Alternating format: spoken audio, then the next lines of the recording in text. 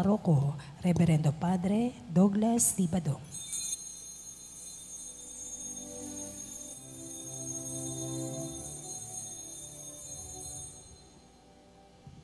Pagmamahal sa Panginoon ay simula ng karunungan. Ang kaniyang kapurihay manatiling magpakailanman. Purihin ang Panginoon, siya'y ating pasalamatan sa pagsasama at pagtitipon ng kaniyang mga anak. Pagmamahal sa Panginoon ay simula ng karunungan. Ang kaniyang kapurihay manatiling magpakailanman.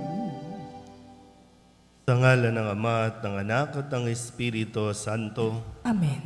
Ang pagpapala ng ating Panginoong Hesu Kristo, ang pag-ibig ng Diyos Ama, at ang pakikipagkaisa ng Espiritu Santo naway sumainyong lahat. At sumaiyo rin.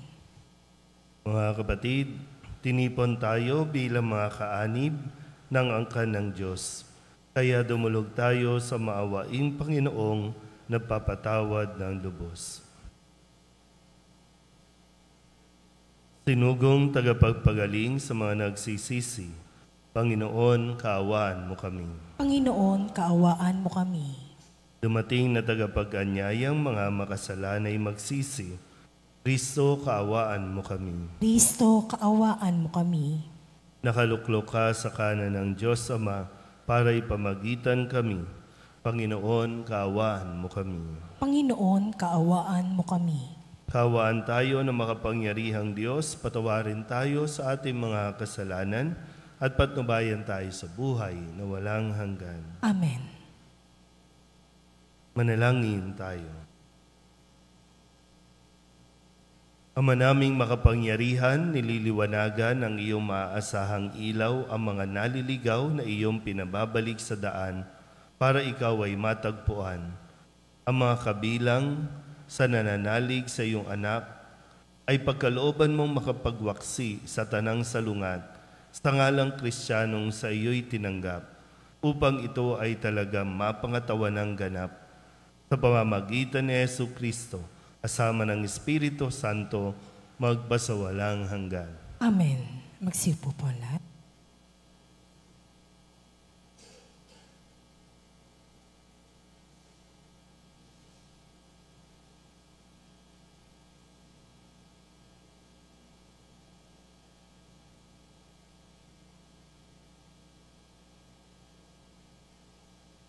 Pagbasa mula sa aklat ni Propeta Isaias. Noong mga araw na iyon, nagkasakit ng malubha si Ezekias, kaya siya'y dinalaw ni Isaias na anak ni Amos. Sinabi niya sa hari ang utos na ito ng Panginoon, ipatawag mo ang iyong sambahayan at gawin mo na ang iyong mga huling habilin, sapagkat hindi ka na gagaling. Pagkarinig nito, humarap siya sa dingding at nanalangin. O Panginoon, alam mo kung paano ako namuhay sa iyong harapan. Naglingkod ako sa iyo ng tapat, at ang ginawa ko'y pawang nakalulugod sa iyong paningin. Pagkatapos, nanangis siya ng malakas. Nagsalita uli ang Panginoon kay Isaias. Wika sa kanya, sabihin mo kay Ezekias ang sinasabi ng Panginoon, ang Diyos ng iyong ninunong si David. Nakita ko ang iyong pagluha at narinig ko ang iyong dalangin, kaya 15 taon ka pang mabubuhay. Hindi lamang iyon, ikaw at ang lungsod na ito'y hindi maaano, pagkat ipagtatanggol ko kayo laban sa hari ng Assyria. Si Isaias ay nagpakuha ng pantapal na igos para sa bukol ni Ezekias. Gumaling naman ito at itinanong ni Ezekias, ano ang magiging palatandaan na ako'y maaari nang umakyat sa templo? Ito ang palatandaang ibibigay sa iyo ng Panginoon para patunayang tutup din niya ang kanyang pangako. Ang anino ng orasan sa palasyo ni Haring Agas ay pababalikin niya ng 10 guhit.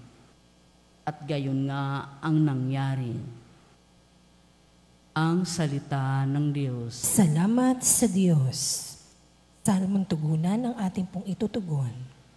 Buhay ko'y iyong iniligtas, pag-iral ko'y walang wakas. Ulitin po natin. Buhay ko'y iyong iniligtas, pag-iral ko'y walang wakas. Minsay nasabi kong sa katanghalian ng buhay, ako ay papanaw. Sa daigdig ng patay, ako masasadlak upang manatili roong walang hanggan. Tugon. Buhay ko'y iyong iniligtas, pag-iral ko'y walang wakas. At nasabi ko ring di makikita ang Panginoon at sinumang nabubuhay. Tugon.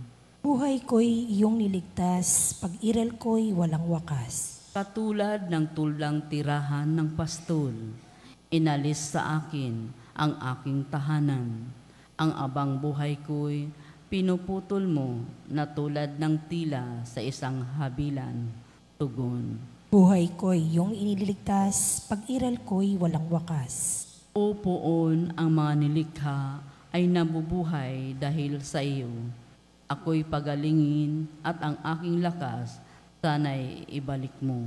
Tugon. Buhay ko'y iyong iniligtas, pag-iral ko'y walang wakas. Magsitayo po lahat. Hallelujah, hallelujah. Wikain mo po nakikinig ako sa iyong mga salita. Hallelujah, hallelujah, hallelujah.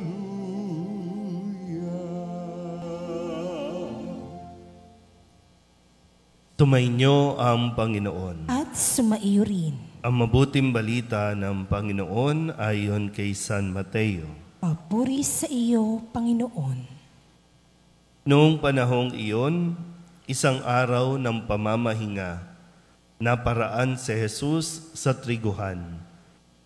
Nagutom ang kasama niyang mga alagad, kaya't nangitil sila ng uhay at kinain ang mga butil.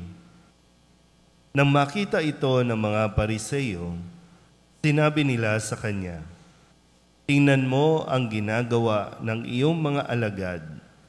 Bawal iyan kung araw ng pamamahinga. Sumagot si Jesus, hindi ba ninyo nabasa ang ginawa ni David nang magutom siya at ang kanyang mga kasama? Pumasok siya sa bahay ng Diyos at kumain ng tinapay na handog sa Diyos at pinakain din niya ang kanyang mga kasama. Labag sa kautusan na kanin nila ang tinapay na iyon sapagkat ang mga saserdote lamang ang may karapatang kumain niyon. Hindi pa ba ninyo nababasa sa kautusan ni Moises na tuwing araw ng pamamahinga, lumalabag sa batas tungkol sa araw na ito ang mga saserdote sa templo? Gayunman, hindi nila ipinagkakasala iyon. Sinasabi ko sa inyo, naririto ang isang higit na dakila kaysa templo. Hindi sana ninyo hinatulan ang mga walang sala kung alam ninyo ang kahulugan ng mga salitang ito. Habag ang ibig ko, hindi hain. Sapagkat ang araw ng pamamahinga ay nasa ilalim ng kapangyarihan ng Anak ng Tao. Ang mabuting balita ng Panginoon. Pinupuri ka namin, Panginoong Heso Kristo. Isang magandang umaga po sa inyong lahat. Ngayon po ay Biyernes ng ika-15 linggo sa karaniwang panahon. At ipaalala ko lang po, isa sa 10 utos na ibinigay ng Panginoon sa tao ay ang ipangilin ang araw ng pamamahinga. Yan po yung unang bahagi ng 10 utos patungkol sa ating pong ugnayan sa Diyos. Sagrado ang araw ng pamamahinga. Kailangan tumigil sa pagtatrabaho ang mga tao para nang sa ganon ay makapaghandog sila, makapag-alay, makapagpuri at makasamba sa Diyos. Sa 7 araw na nilikha ng Diyos na ibinigay sa tao, isang araw kailangan magpahinga.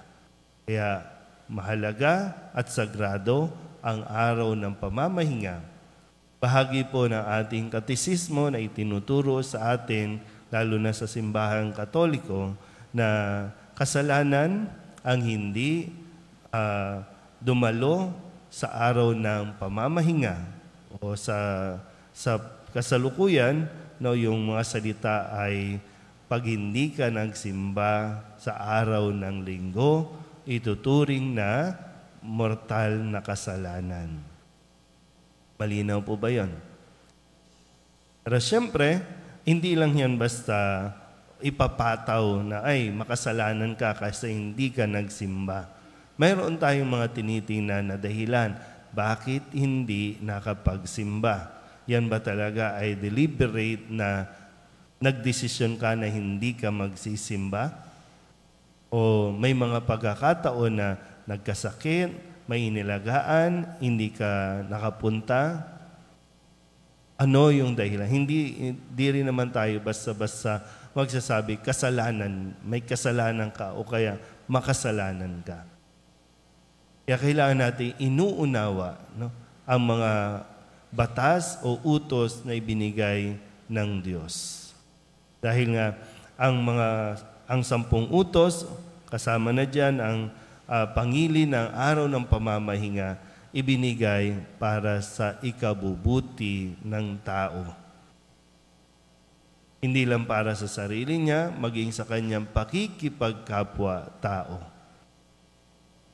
So ngayon, sa ating ebanghelyo, narinig natin itong mga may alam sa batas.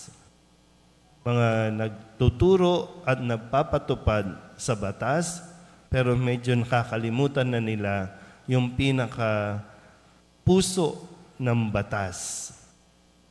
Mahirap po yung mauwi tayo sa pagiging rigid. Yung gagamitin natin ng mga batas. At ito yung nagiging dahilan para hindi tayo magkaroon ng magandang ugnayan. Kasi para lang tayong nisasalita rin natin na namumulis lang tayo. Puro bawal, bawal, bawal, bawal. Pero nakakalimutan natin yung mga bagay na paano natin ito mas ituturo, paano natin ito mas maipapaliwanag sa kanila.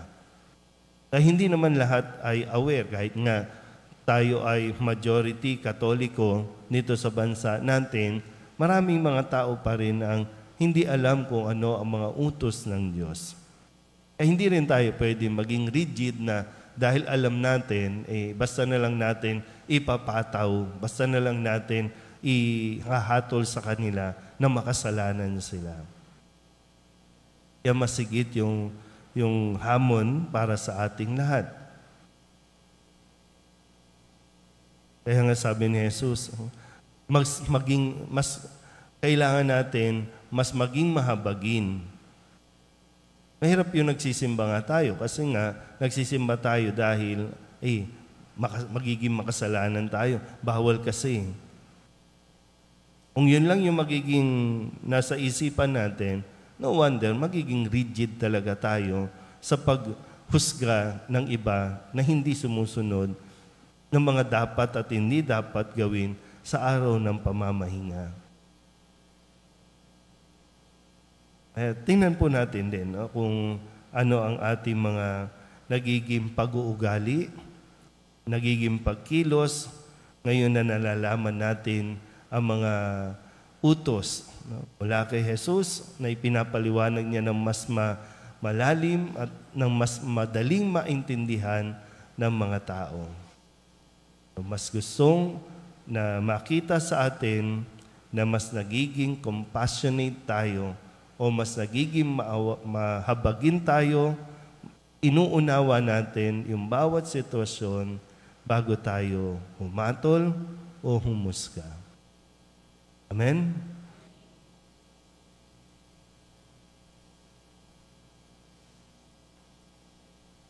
Manalangin tayo sa pamamagitan ng Kristo at sambahin natin ang Amang nasa langit sa ating pananampalataya, pag-ibig at mahabaging awa.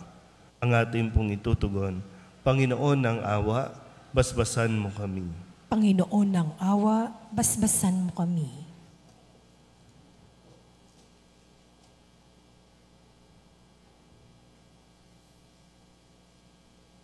Ang mga Kristiyano, saan man, naway hindi maging mga taong ang kilos ay legalismo at panlabas lamang, kundi maging mga taong may puso na ginagawa ang nararapat bilang mga anak ng Diyos. Manalangin tayo sa Panginoon. Panginoon ng awa, basbasan mo kami. Ang mga bansa sa mundo, naway matutong gumalang at tumulong sa isa't isa, at hindi paggamitan lamang, kundi makipag-ugnayan ayon sa katarungan at pagkakasundo. Manalangin tayo sa Panginoon. Panginoon ng awa, basbasan mo kami. Ayon sa udyok ng habag ni Kristo, naway hindi natin hatulan ang mga nagkakamali, kundi bigyan pa sila ng bagong pagkakataon.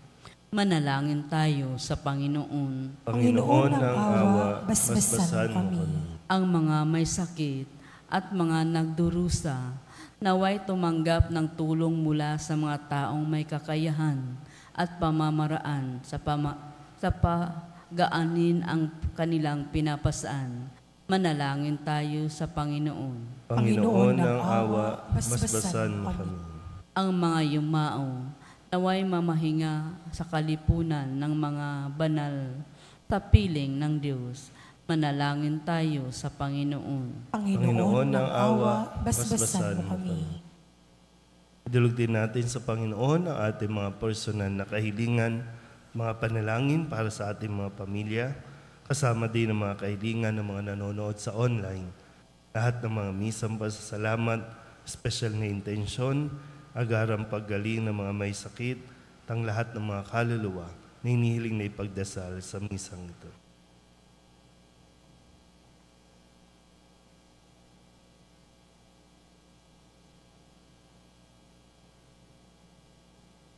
Ang lahat ng ito hinihiling namin sa ngalan ni Kristo, ang aming Panginoon. Amen. Magsiupo po ang lahat.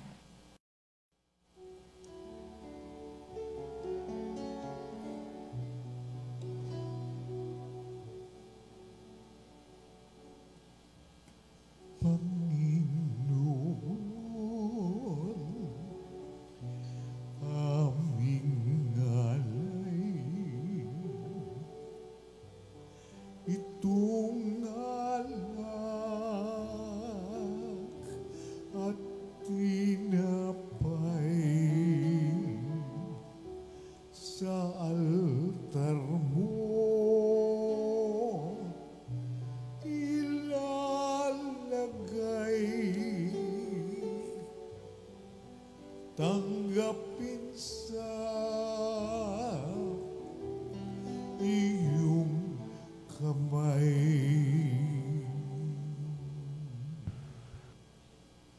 Manalangin kayo mga kapatid upang paghahain natin ang kalugdan ng Diyos Amang makapangyarihan. Tanggapin nawa ng Panginoon itong paghahain sa iyong mga kamay, sa kapurihan niya at karangalan, sa ating kapakinabangan at sa buong sambayanan niyang banal.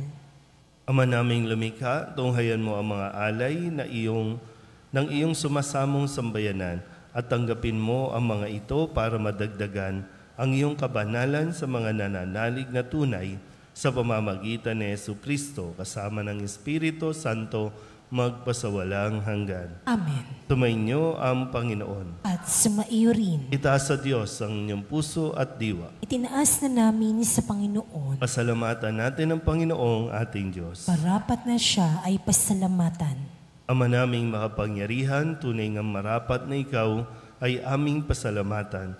Sa iyong paglingap at kagandahang loob, ang tao'y nilikamot, pinangangasiwa sa sansinukob.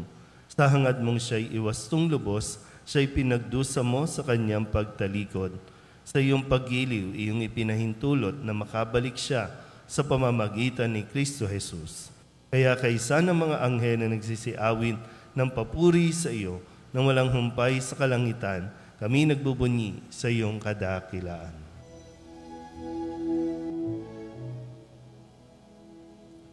Santo, Santo, Santo, Panginoong Diyos na makapangyarihan, napupuno ang langit at lupa ng kaluwalhatian mo. Hosana sa kaitaasan, pinagpala ang naparirito sa ngalan ng Panginoon. Hosana sa kaitaasan. Ama naming banal, ikaw ang bukal ng tanang kabanalan. Kaya't sa pamamagitan ng iyong Espiritu, gawin mong banal ang kaloob na ito upang para sa aming maging katawan at dugo ng aming Panginoong Hesu Kristo. Bago niya pinagtisang kusang loob na maging handog, inawakan niya ang tinapay, pinasalamatan kaniya, pinaghati-hati niya iyon, iniabot sa kanyang mga alagad at sinabi, "Tanggapin ninyong lahat ito at kanin, ito ang aking katawan na ihahandog para sa inyo."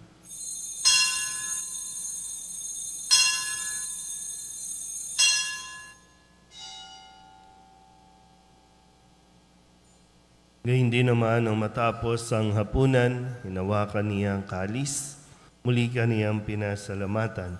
Iniabot niya ang kalis sa kanyang mga alagad at sinabi,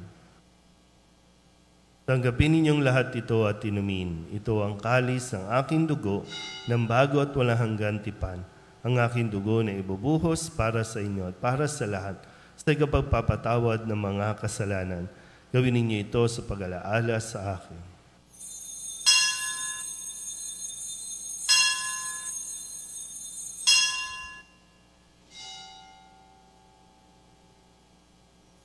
Ipagbunyi natin ang misteryo ng pananampalataya. Si Kristo'y namatay, si Kristo'y nabuhay, si Kristo'y babalik sa wakas ng panahon. Ama, ginagawa namin ngayon ang pag-alaala sa pagkamatay at muling pagkabuhay ng iyong anak. Kaya tiniaalay namin sa iyo ang tinapay na nagbibigay buhay at ang kalis na nagkakaloob ng kaligtasan. Kami nagpapasalamat dahil kami iyong minarapat na tumayo sa harap mo para maglingkod sa iyo. Isinasamo namin kami magsasalo-salo sa katawan at dugo ni Kristo ay mabuklod sa pagkakaisa sa pamamagitan ng Espiritu Santo. Ama, lingapin mo ang iyong simbahang laganap sa buong daigdig. Puspusin mo kami sa pag-ibig kaysa ni Francisco na aming Papa at ni Jose na aming Obispo at ng Tanang Kaparian. Alalahanin mo rin ang mga kapatid naming nahimlay na may pag-asang sila'y muling mabubuhay, gayon din ang lahat ng mga pumanaw. Tawaan mo sila at patuloyin sa iyong kaliwanagan. Tawaan mo at pagindapating kaming lahat na makasalo sa iyong buhay na walang wakas. Kaysa ng mahal na Birhen Maria na ina ng Diyos, ng kabiyak ng puso niyang si San Jose, kaysa ng mga apostol at ng lahat ng mga banal, na namuhay dito sa daigdig ng kalugod-lugod sa iyo, may pagdiwang nawa namin ang papupuri sa ikararangal mo sa pamamagitan ng iyong anak na aming Panginoong Hesu Kristo. Sa pamamagitan ni Kristo, kasama niya at sa Kanya, ang lahat ng parangal at papuri ay sa iyo, Diyos Amang makapangyarihan, kasama ng Espiritu Santo, magpasawalang hanggan. Amen. Amen. Amen.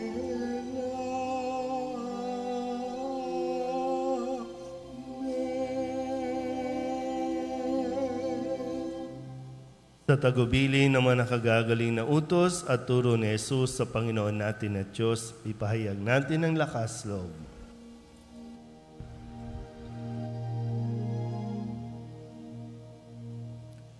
Ama namin sumasalangit ka,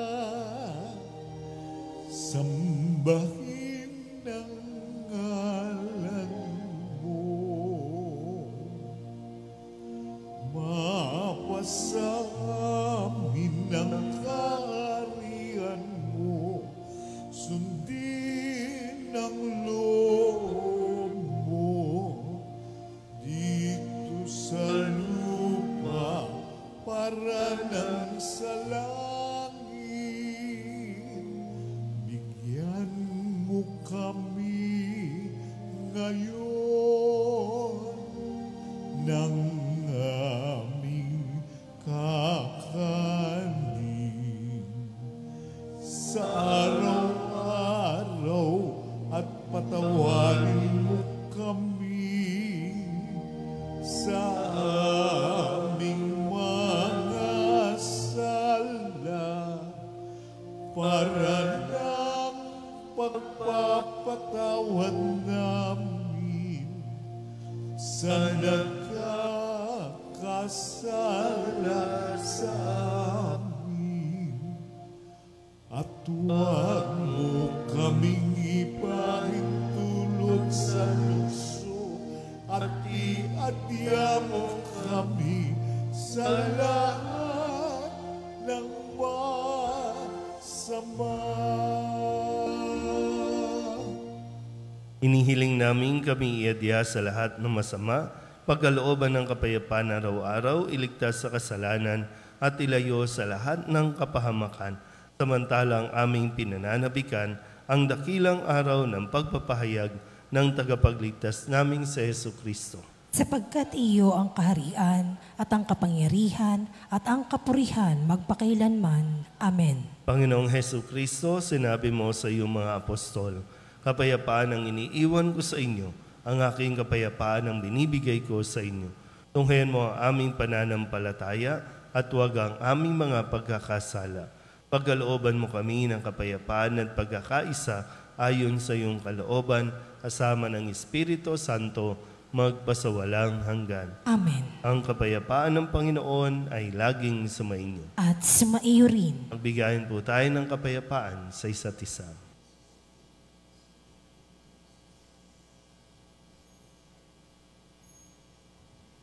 Kordero ng Diyos na nag-aalis sa mga kasalanan ng sanlibutan, maawa ka sa amin. Kordero ng Diyos na nag-aalis sa mga kasalanan ng sanlibutan, maawa ka sa amin.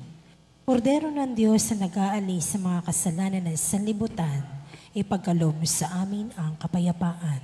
Magsilahod po ang lahat.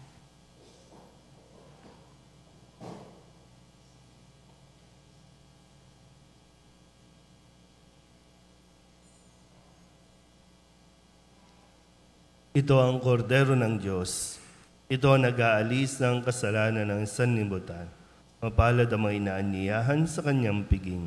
Panginoon, hindi ako karapat-dapat na magpatuloy sa iyo, ngunit sa isang salita mo lamang ay gagaling na ako. Katawan ni Kristo, Amen.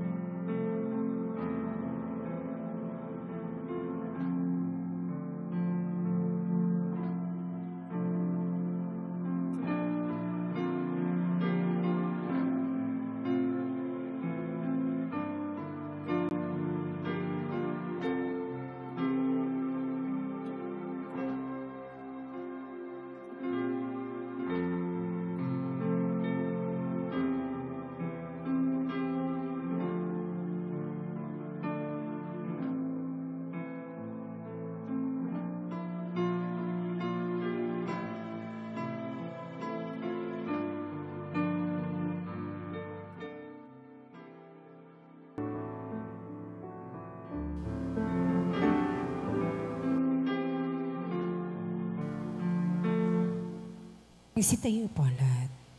Manalangin tayo. Ama naming mapagmahal, kami mga pinapagsalo mo sa piging na banal ay makatanggap nawa ng bungang karagdagan ng iyong pagliligtas na aming ipinagdiriwang sa pamamagitan ni Jesucristo kasama ng Espiritu Santo magpasawalang hanggan. Amen. Sumainyo ang Panginoon. At sumaiyo rin. At pagpalain kayo ng makapangyarihang Diyos, Ama at Anak, at Espiritu Santo. Amen. Tapos sa ang banal na misa, humayo tayo sa kapayapaan ni Kristo. Salamat sa Diyos. Magandang umaga po. Lord, Father.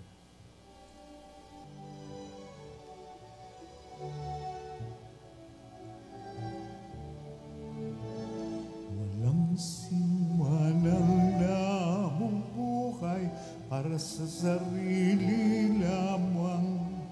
Walang sinumanang namamatay.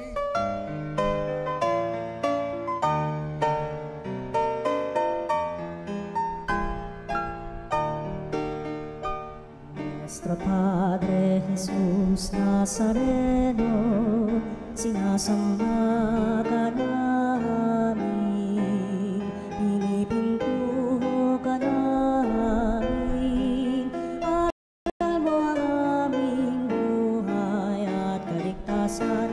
Nuestro Padre Jesús Nazareno, iligtas mo kami sa kamatayan. Ang krus mong pinamatayan ay sagisag ng aming kaligtasan. Nuestro Padre Jesus Nazareno, dinarangal ka namin. Nuestro Padre Jesus Nazareno, inulwalhati ka namin. Nuestro Padre Jesus Nazareno, inarangal ka namin. Nuestro Padre Jesus Nazareno, inulwalhati ka namin.